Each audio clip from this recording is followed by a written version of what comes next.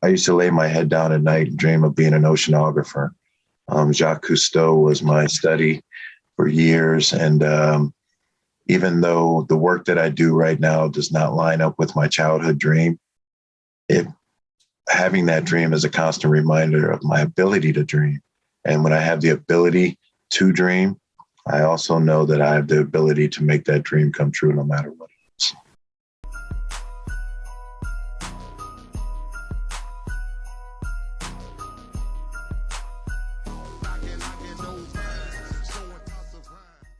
Welcoming to Knockin Doorz Down, Denny Wilson. What is going on, good sir?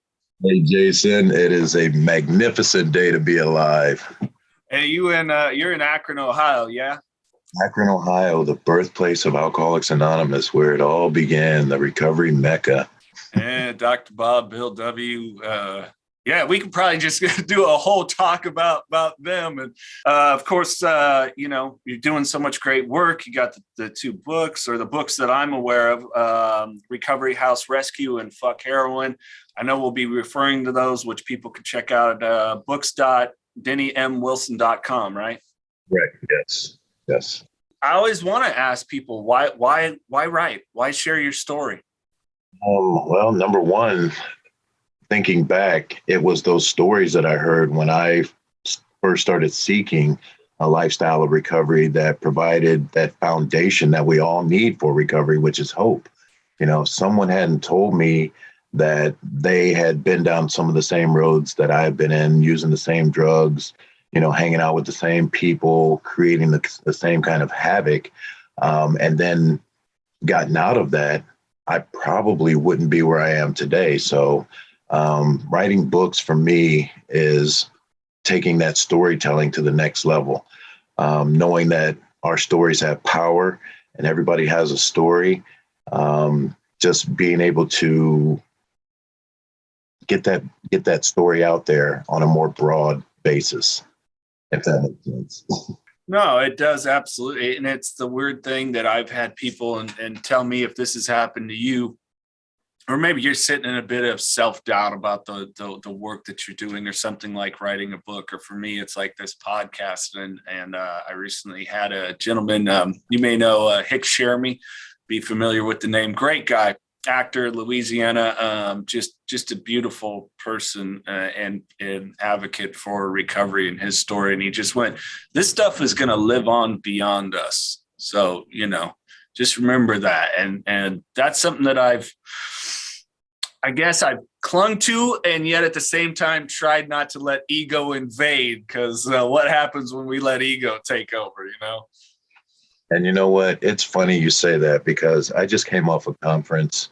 I got the honor of attending a conference in Atlanta last month, and I have sat in groups and meetings where that question is posed: what has recovery done for you? And I've answered that 100 different ways, with all the common things with the family, the job, the home, and all that stuff.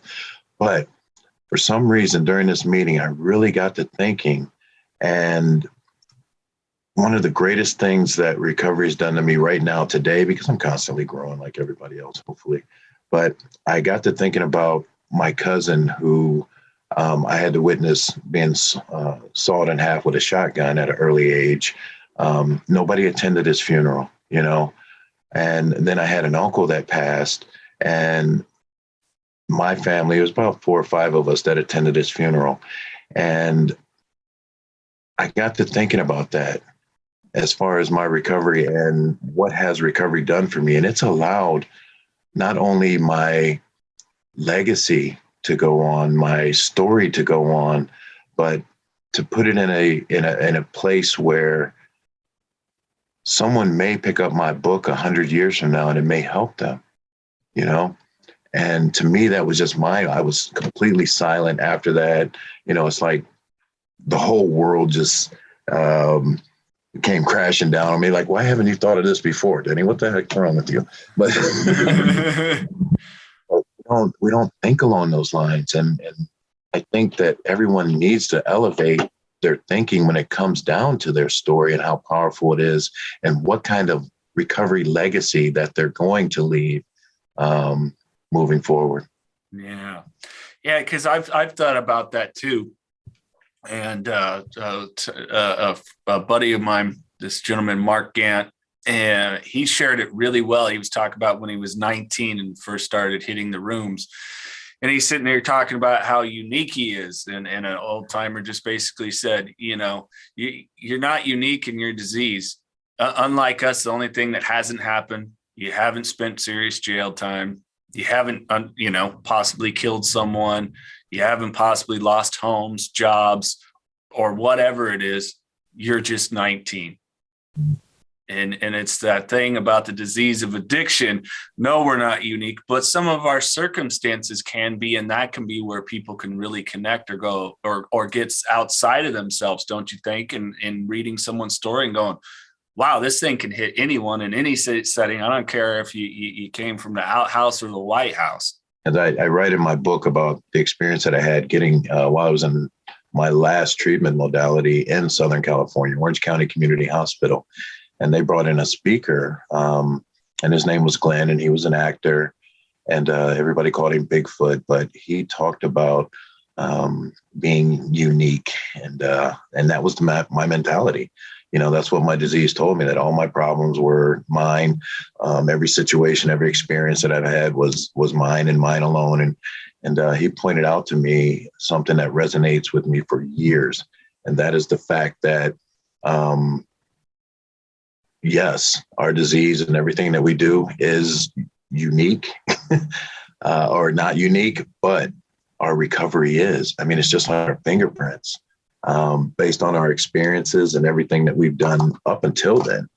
And I think that really helps people grasp a better understanding, or at least it did for me, of how I can mold and personalize my recovery plan and my wellness based on my experience. Yeah, which is really important. And reading more about you, I think the one interesting parallel we have, although different substances, was about you 6 years old when it started coming into your life. For me, and I've talked about it openly here, was an exposure to hardcore pornography, which, from 6 to about 40, 41, that's a long time to have something in your life. It was just the last thing I was willing to recognize once I got the booze and the other stuff out of the way. But, oh shit, there's this underlying issue going on here. Oh, and I think it really has to deal with the level of consequences too, because there's so many things. Everybody's addicted to something. And when society or who we hang around most starts labeling something as negative, or we start experiencing consequences behind what we're addicted to, whether we even realize we're addicted, that's when we start noticing probably a need for change. Yeah. What for you? I mean, you ran for a long time. I mean, you were you were about 6 years old, right? When substances really came into your life. I grew up in the 70s and in a blended family, and mom and dad did their thing. Record parties were real huge back then, where everybody got together and listened to the latest George Carlin, Richard Pryor, Red Fox albums, drinking, smoking, just laughing it up, having a good time. And I used to creep down the steps and be really warmly welcomed by the house guests, my aunts and uncles. And it got to a point to where one of them, or somebody asked me to take the joint from one side of the room to the person sitting on the other side of the room.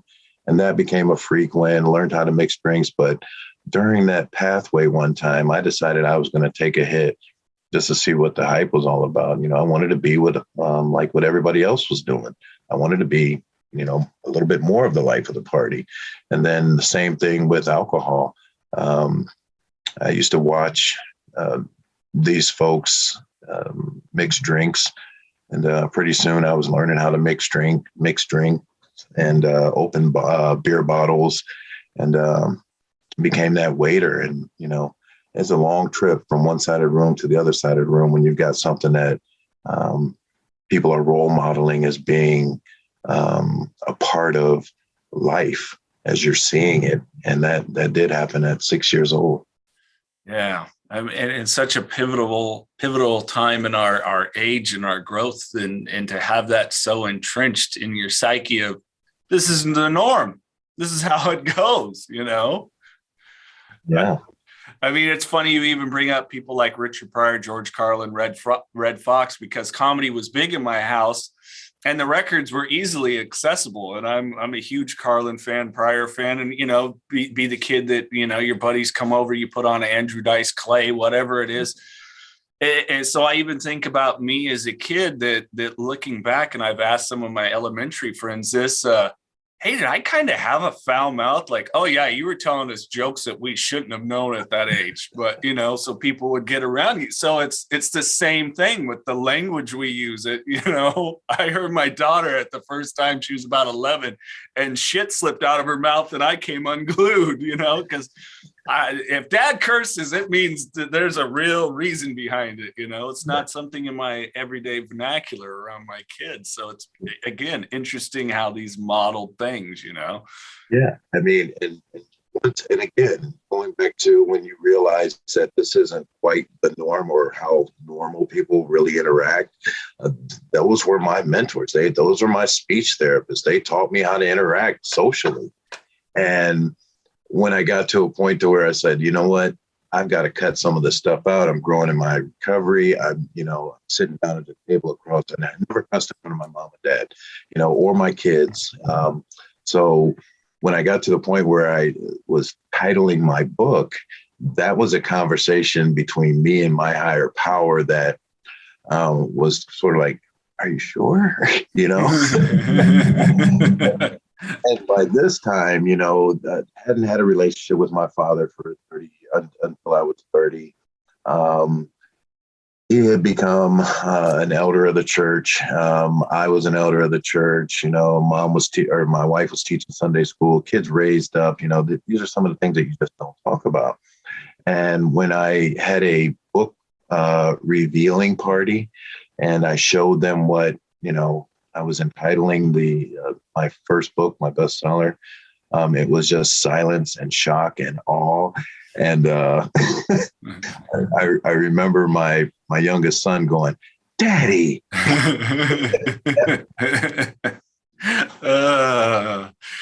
So that's interesting because you're talking about your folks. So did your parents get cleaned up?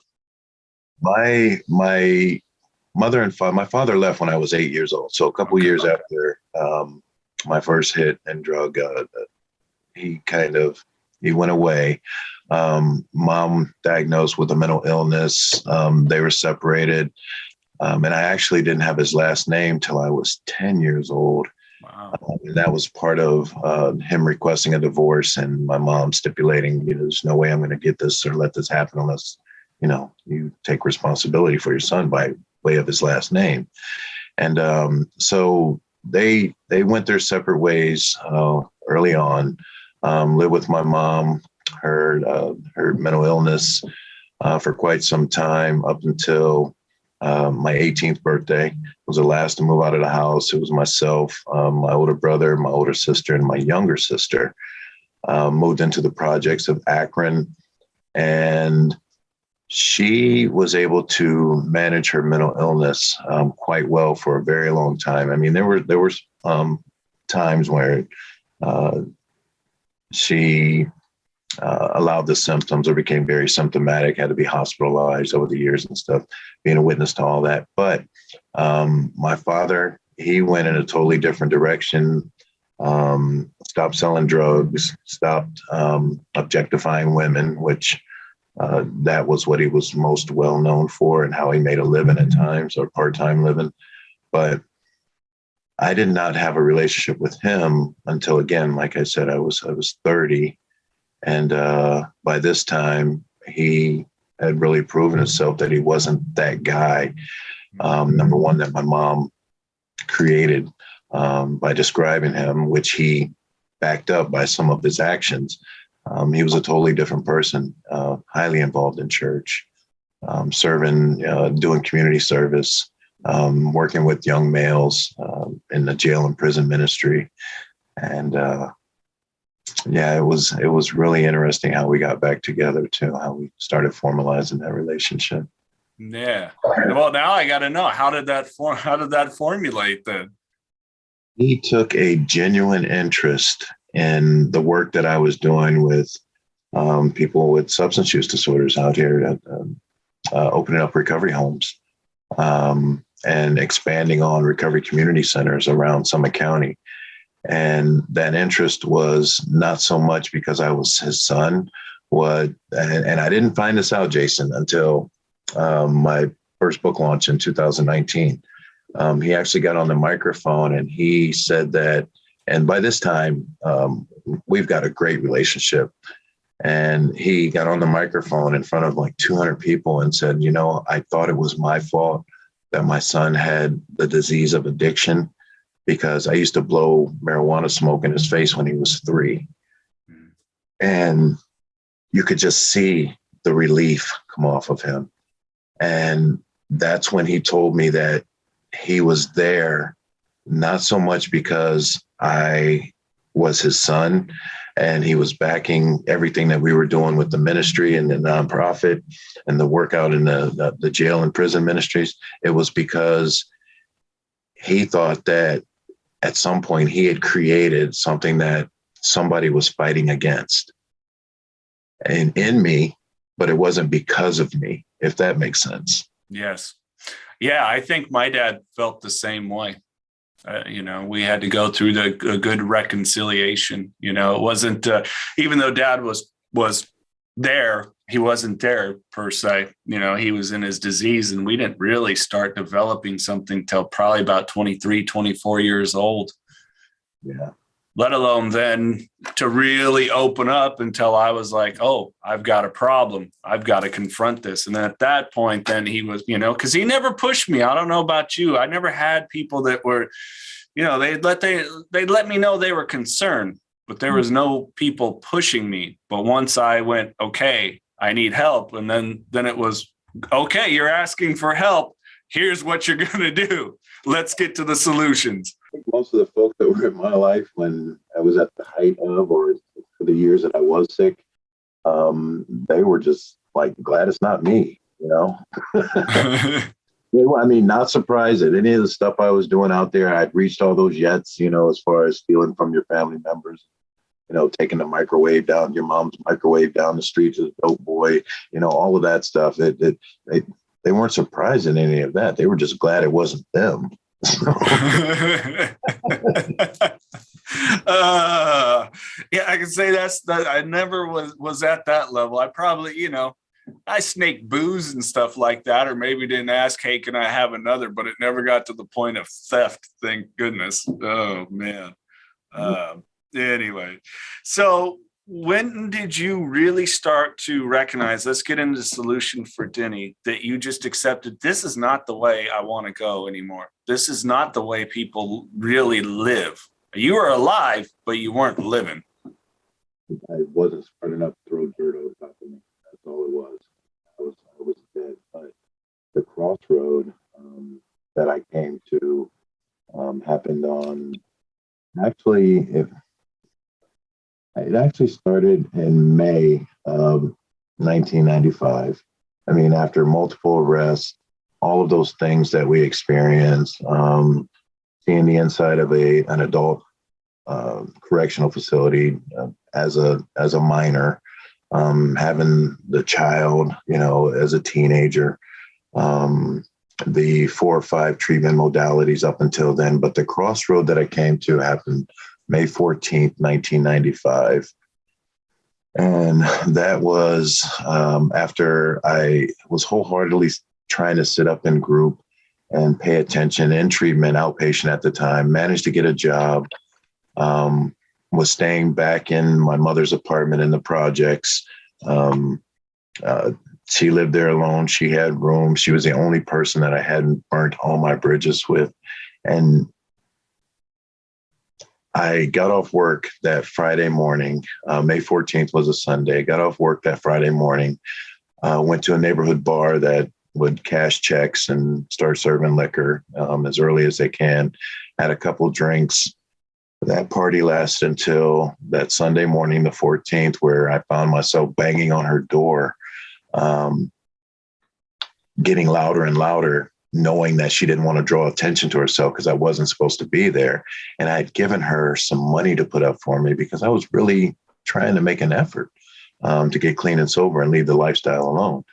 Well, after, charming my way, she managed to crack the door open, and we had already had an agreement that no matter what, she was not going to give me the money.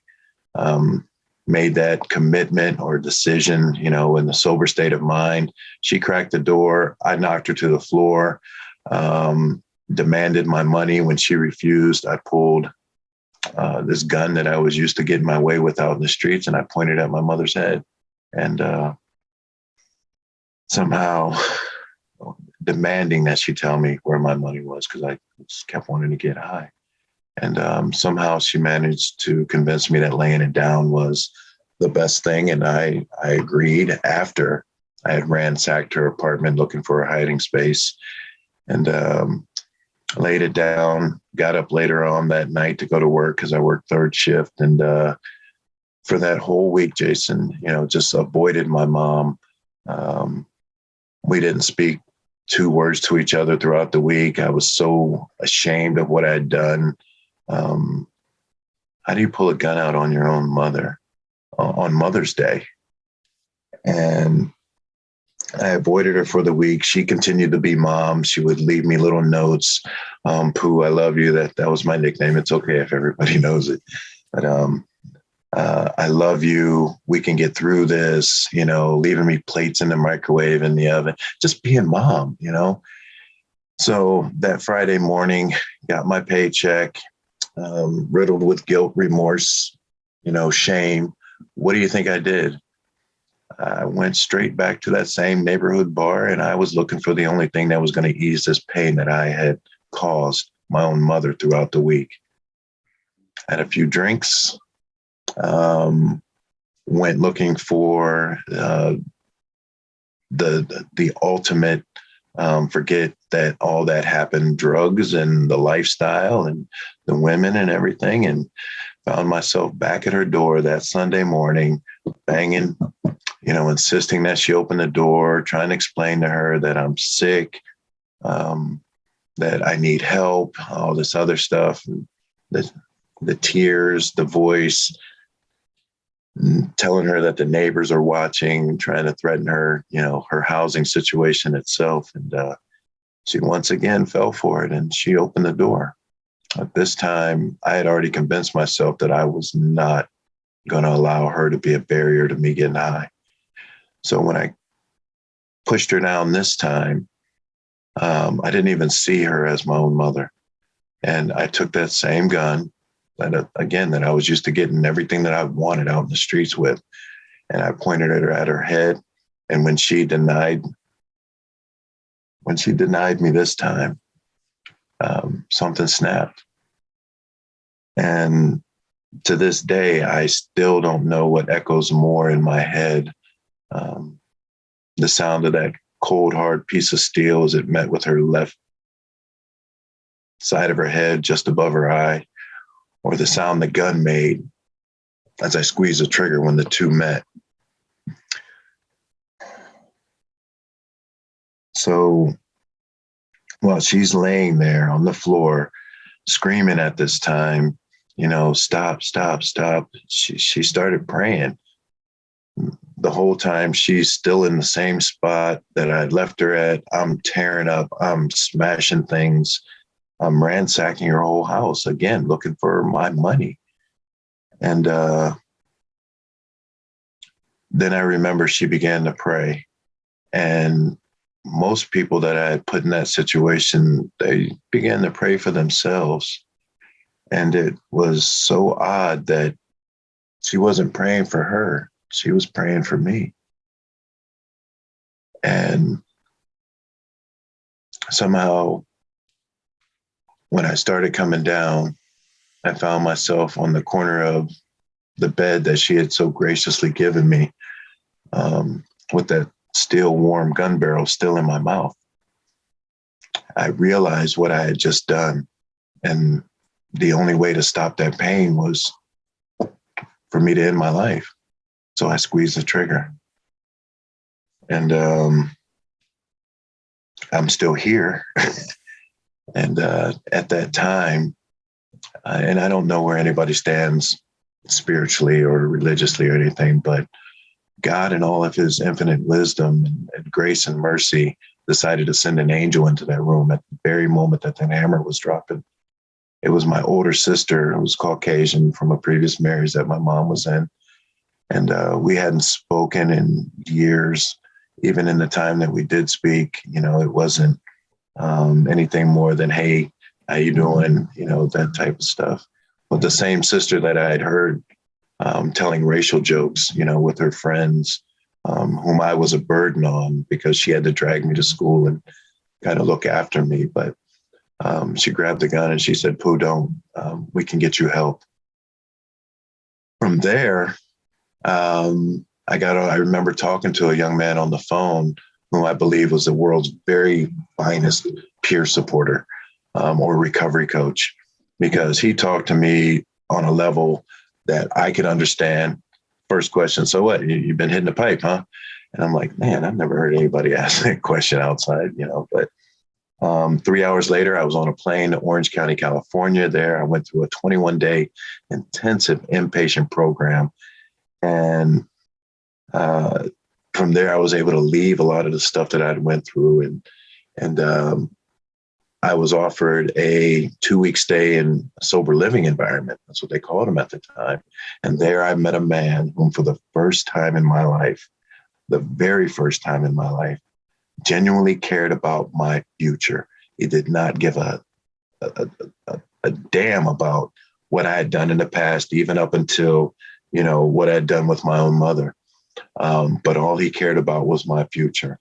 And long story short, he took me under his wing, taught me everything that he knew about life, love, relationships, recovery, addiction, and serving other people. And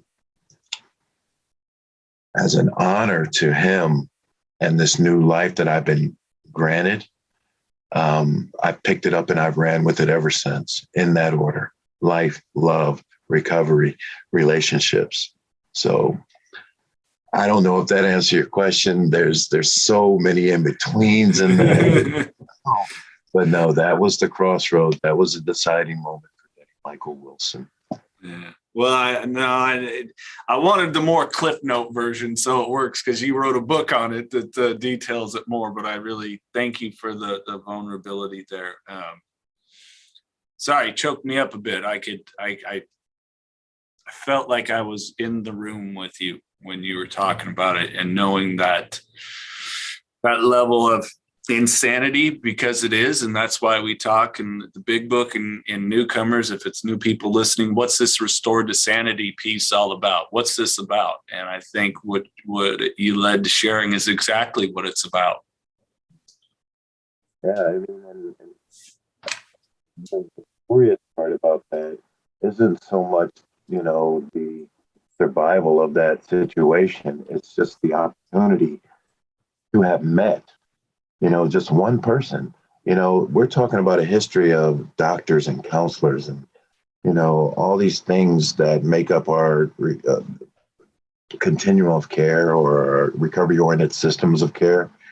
And at the end of the day, I've discovered the secret to long-term recovery, and that is just finding one person that genuinely believes in you, and moving on and building from there. Yeah. No, it's funny you mentioned that. I had a gentleman that came up to me a few nights ago. I do some ring announcing for MMA events and stuff, and this was at it. And it was a gentleman that was a former student. I had about a 5-year foyer into teaching, and he came up and told me exactly what you said. And boy, here I am in this nice suit, Denny, and I'm crying, meeting his wife for the first time, and he's like, "You were the one cat that believed in me," and it's like, gives me a chills to think about. But yes, we do. We need that one, at least that one person that believes in us and just is there and just to tell us, I believe in you, is powerful. I mean, and that's the challenge that I put out to everybody. I mean, that's the basis for, all of the information in my books, every time I speak, and chances are that person is already in your life.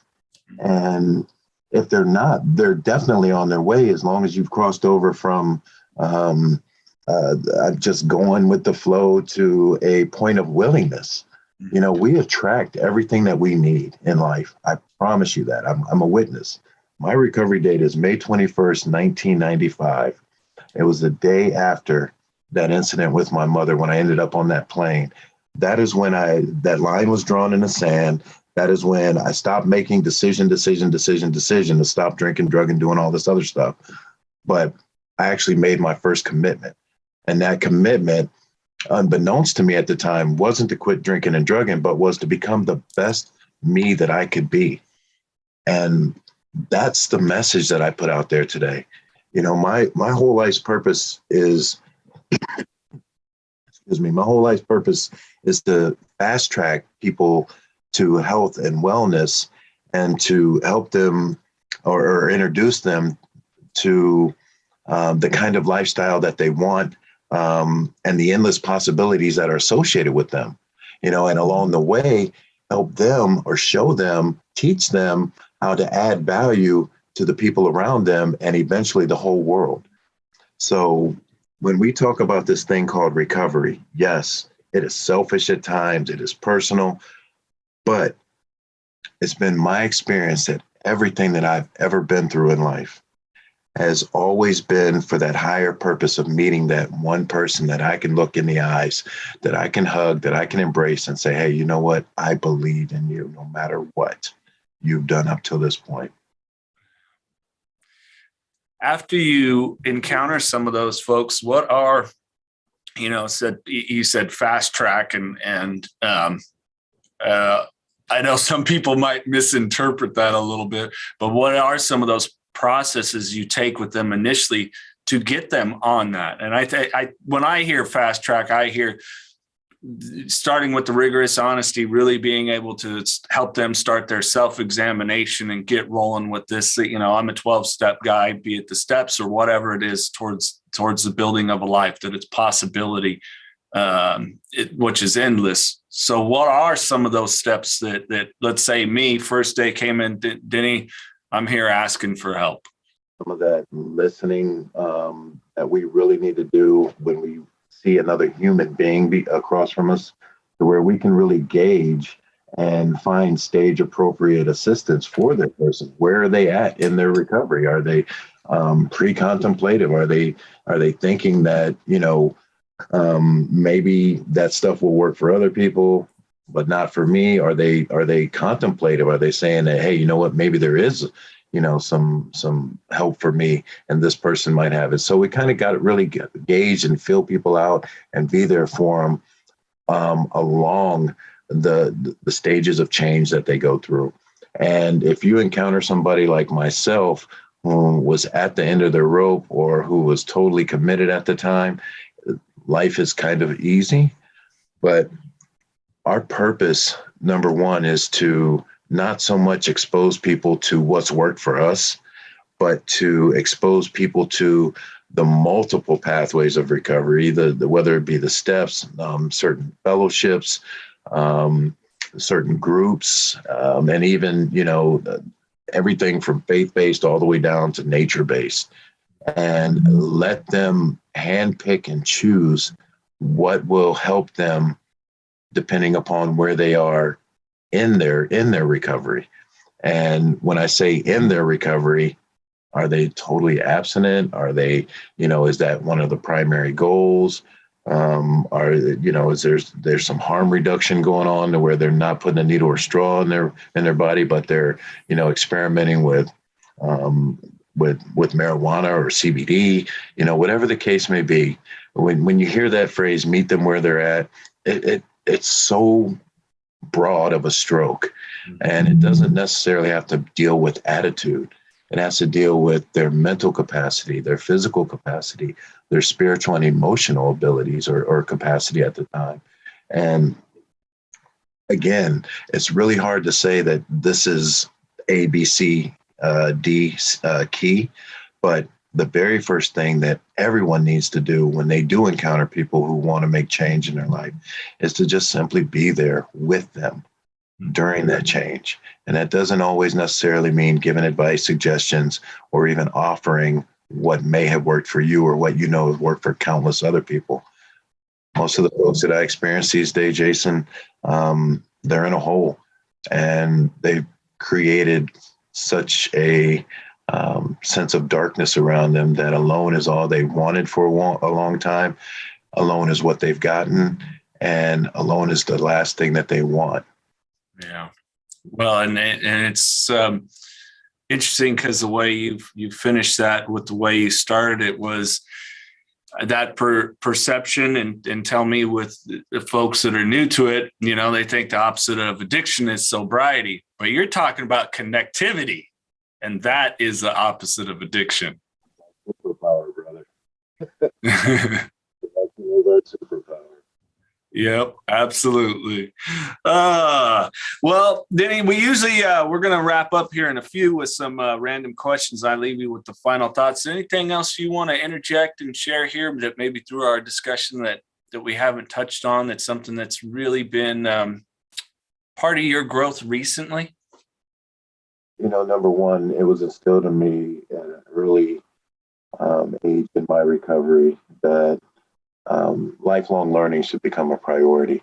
I'm sitting in my home office. I'm surrounded around books. This is where the creativity flows. This is where I get to tap into other people's perceptions, perspectives, opinions, all by choice so that I can help navigate this thing called life. If I had one wish for anybody that might be listening or watching this, it would be that you really understand that recovery is so much about discovery of who you are, what you like, how to be honest with yourself about those things and the world around you and how you can shape that you can spend a lifetime best guessing. But when you offer yourself the freedom of going into someone else's mind through their literature, through their videos, through their podcasts, you expand the possibilities and the creativity in your life to create the kind of life that you were saved for, that purpose that we all seek after. I talked about my purpose, and how it is to add value to others and to help them become the best that they are. The only way that I was ever able to come to that realization was because other people helped me, and that was through books and literature and listening, and sitting up and paying attention and not always being the loudest voice. Yeah, it's good to find those, a key term that was given to me was, indirect mentors. The people you can just, sit and watch and how they are, and maybe take some of the, the model of what they've framed and start to incorporate it into life. Because at the end of the day, I think that for me, what I found is that this is about a mastery of self. I know my bull by now, Denny. I know my bull. I know when my disease comes out. I know the behavior, the language, the attitude, all of it. And it's about, hey, that's up there, but I'll keep that stuff in check. I'm going to keep that stuff in check and do the work and be honest about it when that voice gets, that terrible voice that's not in my own voice gets really loud. Yeah. And by all means, don't be afraid to use that creativity. The crazier it sounds to you, but it would work. That is what we got to go after. I mean, for God's sake, I drive an ambulance. My wife finally gave me permission to go out and buy a tour vehicle and a Harley, saved up the money, and what do I come home with? I drive an ambulance. I can pass out more narc. I mean, what is wrong? Hey, Narcan is saving lives, so that's a good thing. Amen.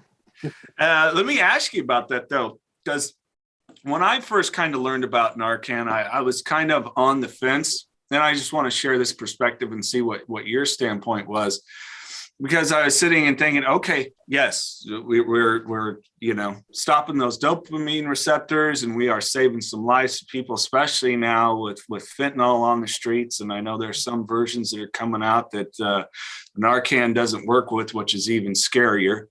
But I was like, well, what about the person? Okay, we've Narcan them, but what are we going to do afterwards? Because there's a lot of people that, yes, they've been Narcan. Maybe they get to a hospital. Hopefully they get to a hospital. But they're going to go into those withdrawal symptoms pretty quick. Yeah.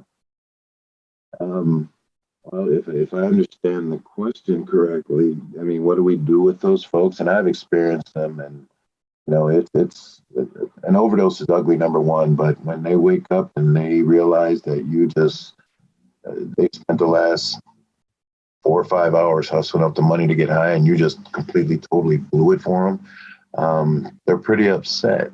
Yeah. But I look at that as an opportunity to at least plant the seeds. Because think about it, Jason, when you first heard about drugs and alcohol recovery, or that it's possible, the lifestyle in itself and all the benefits that recovery could do, it was somebody planted a seed, inside of you, that said, hey, you can get clean and sober. You can live the kind of lifestyle you want to. Your wildest dreams come true, all this other stuff. I think that when we pull somebody out of an overdose, number one, they don't know that they were dying, or, were close to being dead already. But that's an opportunity, because I remember someone coming up to me about 5 years ago that said, hey, dude, do you remember Narcan and me? I was like, no. He said it was in Philadelphia, in Kensington. And he said, I remember you because of your mohawk, number one, but you said something to me that I remember, and I was mad. I was pissed.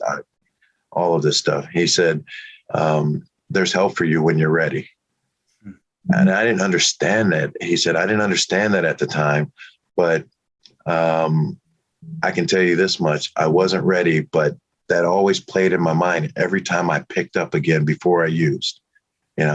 It kind of drifted away after I put a couple in me, but, there's help available when you're ready. And that simple phrase that you told me in the middle of what I had no idea what was going on, scared to death, I remember that. And I reached out for that help because you told me that it was available when I was ready. So I look at bringing people back using Narcan as an opportunity to plant seed. If you can partner with or develop in your communities a program where you can offer things, because we're talking about immediate detox, immediate withdrawal. Okay, nobody wants to hear what you got to say, and coming to my door 3 days later with the police or as an advocate saying, hey, we got these resources. That doesn't work either. Let's catch these folks once they have made a decision, but not a commitment. Mm-hmm. Like this gentleman I'm talking about, he'd made a decision, but he hadn't made a commitment. But when he was ready to make that commitment, there was an opportunity there. Have a handout card, when you're ready here. If you want help here, if you need me here, and give them something tangible to hold on to. So I can talk about this for hours, but I'm not going to. Well, no, that's the good stuff. That's the helping, because I want, we're seeing it, and hopefully communities and people are getting hip to it, because I don't know about you here in California, they're finally starting to take the first steps of recognizing this fentanyl crisis, let alone the drug crisis, now the number one killer of our youth. What is the demo? I forget now, 16 to 34 or something. The number one killer in the United States is drug overdose, if I remember correctly. I think that's the range. Yeah.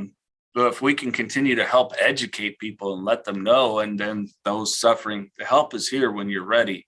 So I wholeheartedly agree with you. So I appreciate that perspective. I was curious how, as someone that's far more active in it than I, you encounter and you deal with it. Yeah.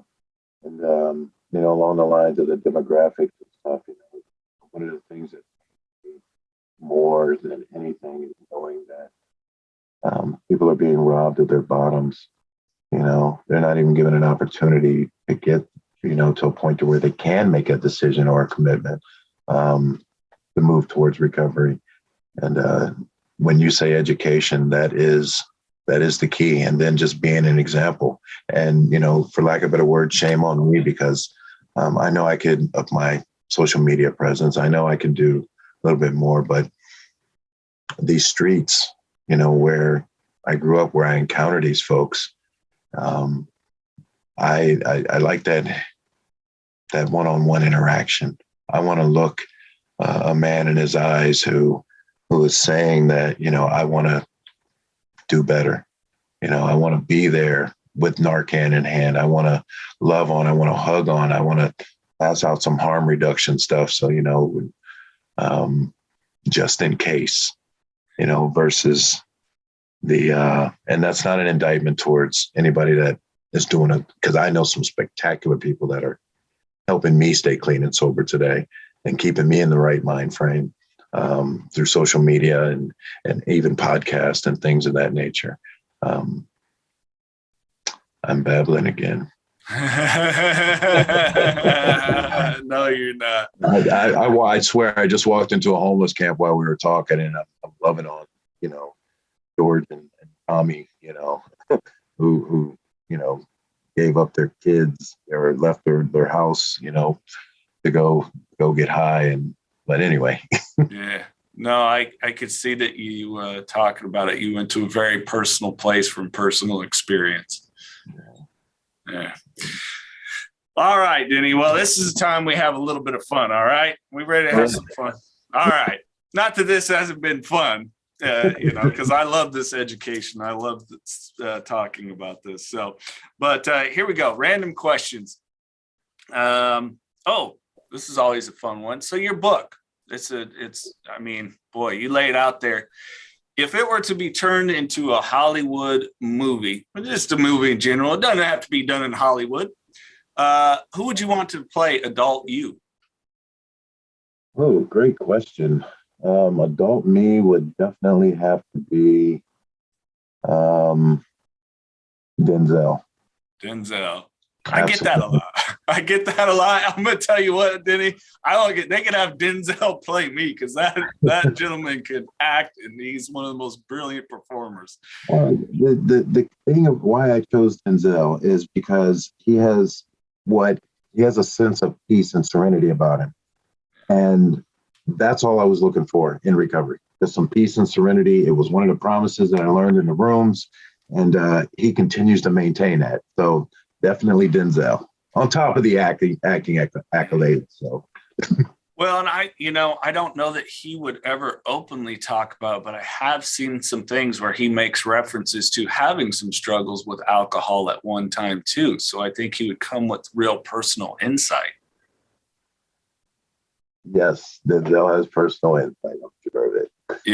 Yeah, for sure. Okay. This is another fun one. It kind of helps you understand people. Whatever reason you're stranded on a deserted island, you have one movie with you and one greatest hits album from a musical artist or band. What are they? Well, the band is easy. It's got to be Pink Floyd. I don't even know if they have a greatest hits, but whatever they would put together and say, this is Pink Floyd's greatest hits, that's it. The movie would definitely have to be The